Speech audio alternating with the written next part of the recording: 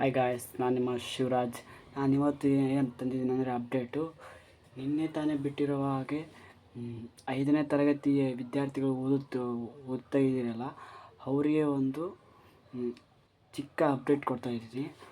ನಿನ್ನೆ ತಾನೇ ನವೋದಯ ಅಪ್ಲಿಕೇಶನ್ ಕರೆದಿದ್ದಾರೆ. ನಿನ್ನೆ ನವೋದಯ ಅಪ್ಡೇಟ್ ಬಿಟ್ಟಿದ್ದಾರೆ. ಈಗ ಅದನ್ನು ಹೇಳ್ತೀನಿ. ವಿಡಿಯೋನ ಕೊನೆಯವರು ನೋಡಿ. ಇಷ್ಟ ಆದರೆ ಲೈಕ್ ಮಾಡಿ, ಶೇರ್ ಮಾಡಿ, ಕಮೆಂಟ್. 2027-28ನೇ ಸಾಲಿನ ನವೋದಯ ಪರೀಕ್ಷೆಯ ಆಹ್ವಾನ.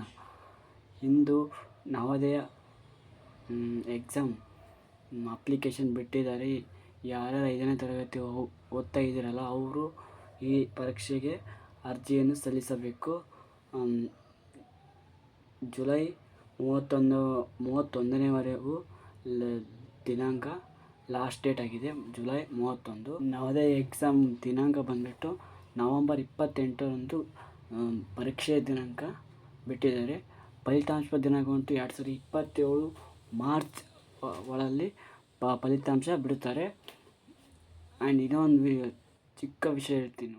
ವಿದ್ಯಾರ್ಥಿ ಏಜ್ ಬಂದುಬಿಟ್ಟು 1/5/2015ರಿಂದ 1/7/2017ವರೆಗೂ ಏಜ್ ಇದ್ದರೆ ಅವ್ರಿಗೆ ಅಷ್ಟೇ ಇದು ಅಪ್ಲಿಕೇಶನ್